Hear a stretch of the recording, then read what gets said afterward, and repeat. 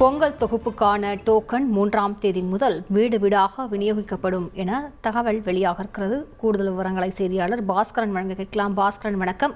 ஒரு நாளைக்கு எவ்வளவு டோக்கன்கள் வழங்கப்பட இருக்கின்றன, எவ்வளவு ஊழியர்கள் இந்த டோக்கன் கொடுக்கும் பணியில் ஈடுபட இருக்கிறார்கள், முழு விவரங்களை பதிவு பண்ணுங்க பாஸ்கரன். பொங்கல் பண்டிகை ஒட்டி அரிசி குடும்ப அட்டைதாரர்களுக்கு ரேஷன் கடைகள் மூலமாக 1 கிலோ பச்சரிசி, சர்க்கரை, ஒரு முழு வழங்கப்படும் என்று ஏற்கனவே தமிழக அரசு அறிவித்திருக்கிறது.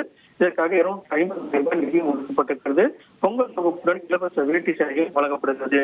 3ஆம் தேதியிலிருந்து வழங்குவதற்கான ஏற்பாடுகள் செய்யப்பட்டிருக்கும் நிலையில டோக்கன்கள் முன்கூட்டியே விநியோகம் செய்யப்படுவதற்கான அறிவிப்பு வெளியிடப்பட்டிருக்கிறது. 3ஆம் தேதி முதல் வீடு வீடாக சென்று ரேஷன் கடை பணியாளர்கள் இந்த ஈடுபடுவார்கள்.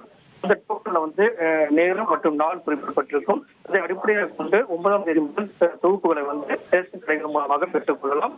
காலையில 100 பேருக்கும் டோக்கன் என்பது வழங்கப்படும். முன்பாக அனைவருக்குமே டோக்கன் வழங்கப்பட்டு அதன் அடிப்படையில் ரேஷன் கடைகளிலும் அங்க இருக்கக்கூடிய கடைகளிலும் ரூல்ல எழுதி கொண்டிருப்போம்.